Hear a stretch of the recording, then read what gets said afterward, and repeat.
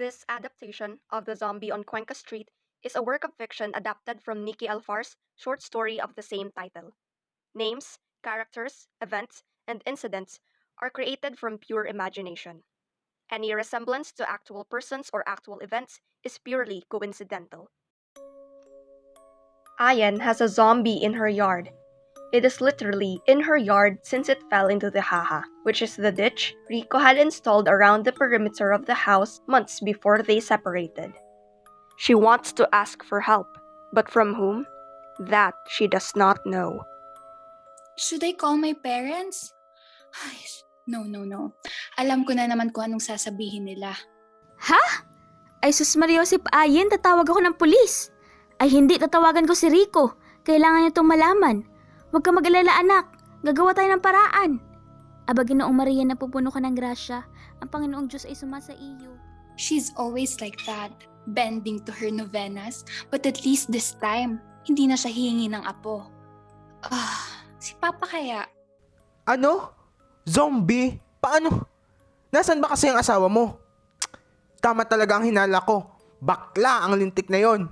Tingnan mo at pinabayaan ka. Kung magkasama sana kayo, edi may katulong ka dyan sa zombie na yan. Punyemas. Hindi bale. Ako na ang bahala. Bakla. Rico. Bakla. Ay, sino pa kayang pwedeng tawagan? Yung lawyer? No. Bad idea. Lagi naman yung concern sa iisipin ng magulang ko. Mas nakaka-migraine pang diskusyon namin kasi sa away talaga namin ni Rico. Seemingly hopeless, she retreats to her house. At this point, dealing with the zombie sounds better than reminiscing about her past. Ayen enters her living room, reaching for her pills. Popping one into her mouth, she slouches down her sofa. The sofa, her precious Kenneth Kabonpa sofa, brings back so many memories. Para saan to? Ano? Yung ilang years of marriage biglang kinahon lang tapos ipapile up ko dito sa sofa? Hindi sa ganyan. Sabihin mo kasi! Ganito ba kababaw ang pagtingin mo sa relasyon natin? Give me an explanation, Rico. Ayan, listen. This marriage is not working anymore. I don't know. Basta hindi ko na kaya. Hindi na ako masaya. I tried making this work. Trust me. Pero I don't think this is worth fighting for anymore. I'm sorry. Visit ka? Hindi ako naniniwala sa'yo. May iba na ba? Umamin ka, Rico. May babae ka ba, ha? Ayan, please stop. Please. Ayoko na. Tama na. It's over. I just don't love you that way anymore.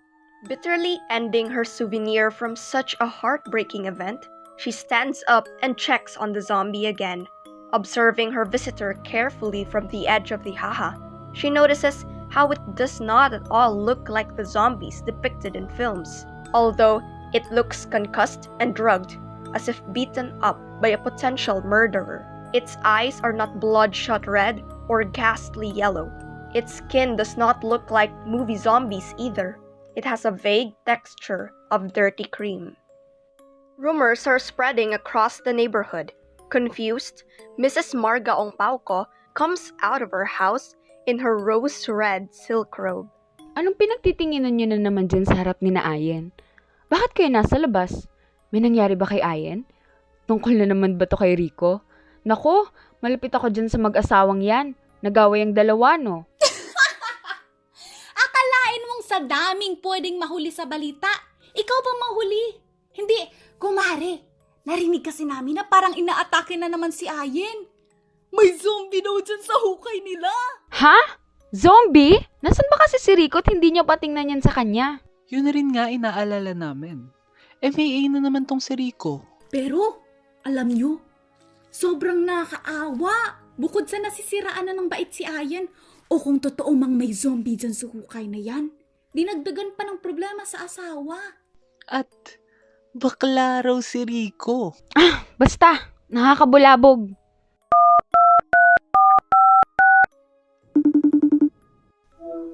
Hello? Norman? After hearing from Mrs. Marga, Norman, the OIC of the association, rushed to get quickly to Ayen's. Ma'am, tinawagan pa akong pumunta rito. Ako muna po natas ang mamahala ng asosasyon natin. Kaya pinagmadali akong pumunta rito. At pasensya na ho kung medyo mahuli nang dating ang mga tinawagan ko. Teka, tinawagan ba kita ngayong pumunta dito? Hindi ho. Bahala na. Bahala na. Anong sinasabi mong nagmadali ka? Tsaka, sinong tinawagan mo para pumunta rito? May atraso ho ba ako sa asustasyon? Hindi ho.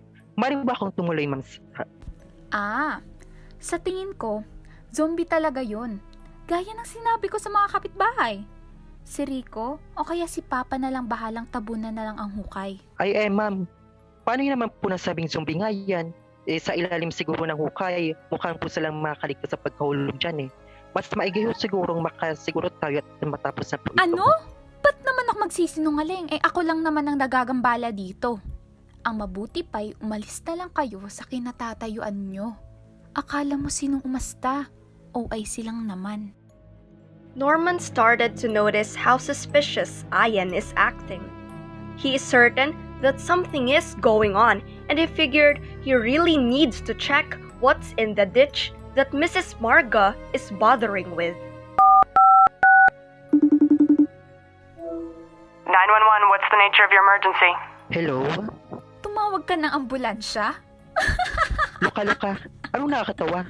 Di ba sabi ko, asawa ko na ang bahala sa pagtabo ng hukay niya? Ma'am, kailangan nyo na akong tumabi. O kaya akong kakausapin na lang namin asawa nyo. Bakit? Dahil na naman ba isa lang akong munting asawang babaeng nag-aantay lang sa pag-uwi ng bakla kong asawa? Oh? Meanwhile, back at the conversation between Ayen and Rico, things went south. Overcome by the feeling of betrayal by her husband and confusion, she slapped and punched him multiple times. Aray! Ayen, tama na. Nakakasakit ka na. Niloko mo lang ako. Hindi pwedeng ako lang masasaktan dito. Hoy! Gumising ka! Hindi pa tayo tapos.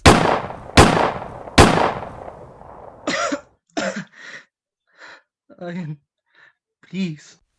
Out of nowhere. Sasabihin mo bakla ka?